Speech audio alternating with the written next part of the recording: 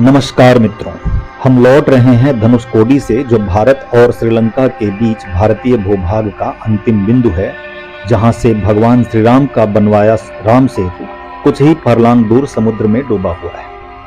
रामेश्वरम वाले पंबन टापू पर यह भूमि की एक पतली सी लंबी सी पट्टी है, जो दोनों तरफ लहराते सागर के बीच से जाती है धनुषकोडी तक, और रास्ते में पड़ता है धनुषकोडी नामक भूतपूर्व कस्बा। पूर्व में यह एक कस्बा था, अब सिर्फ भूतों का डेरा है। इसी रास्ते में एक जगह दुनिया का इकलौता विभीषण मंदिर भी है, और अब इस स्थान पर सिर्फ कुछ खंडहर हैं और उन्हीं के आसपास कुछ मछुआरों की अस्थायी दुकानें।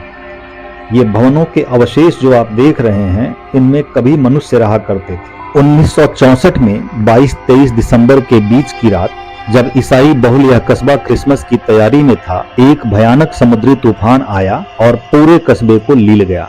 उस समय यह एक सुंदर पर्यटन स्थल के रूप में पहचान बना रहा था। इन दुकानों के पीछे एक पुराने चर्च का खंडहर भी दिख रहा है। आजकल दिन के समय पर्यटकों का आना जाना लगा रहता है, इसलिए कुछ छोटी छोटी वस्तुओं की दुकानें भी खोली गईं, किंतु रात को शायद ही यहाँ कोई रहता हो। आज भी इस कस्बे को और भारतीय जमीन के अंतिम भूभाग को देखने प्रतिदिन हजारों पर्यटक यहाँ आते हैं। यह सामने दिख रहा खंडहर किसी जमाने में एक रेलवे स्टेशन हुआ करता था। उस रात यात्रियों से भरी एक पूरी रेल समुद्र में समा गई थी।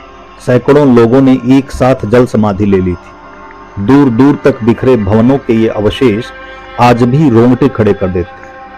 मन सिहर जाता है सोचकर कि वह रात कितनी भयानक रही होगी। यत्र तत्र कुछ खत्म हो चुके भवनों के खंडहर और खंबे दिख जाते हैं। सरकारी आंकड़ों के अनुसार कुल 1800 लोगों ने उस विनाशकारी तूफान में अपने प्राण गंवाए थे, जिनमें से 115 लोग उस अभागी रेल पर सवार थे जो समुद्र में डूब गई।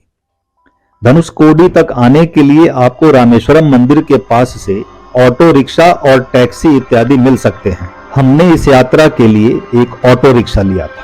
अगर कभी आपका रामेश्वरम आना हो तो कुछ समय निकालकर धनुषकोडी अवश्य आएं। अभी कुछ ही दिन पूर्व प्रधानमंत्री नरेंद्र मोदी भी यहां आकर राम सेतु के दर्शन करके गए। भारत सरकार इस कस्बे तक पुनः रेल लाइन बिछाना चाहती थी, लेकिन तमिलनाडु सरकार ने भूमि देने से यह कहते हुए मना कर दिया है कि यह क्षेत्र पर्यावरणीय दृष्टि से अत्यंत संवेदनशील है, अतः आपको यहाँ तक सड़क मार्ग से ही आना होगा, क्योंकि रेल लाइन तो अभी बनने से रही। यहाँ मौसम सामान्य रहने पर ही आए, क्योंकि खराब मौसम में पर्यटकों का यहाँ आना जाना प्रतिबंधित हो जाता है। इस रास्ते पर चलते हुए कहीं कहीं कब्रिस्तान दिख जाते हैं। इसके अतिरिक्त दूर दूर तक समुद्र और उसके रेतीले तट के अलावा कुछ नहीं दिखता। यदि आपने पहले कभी समुद्र न देखा हो तो यह स्थान आपको रोमांचित भी कर सकता है और भयभीत भी।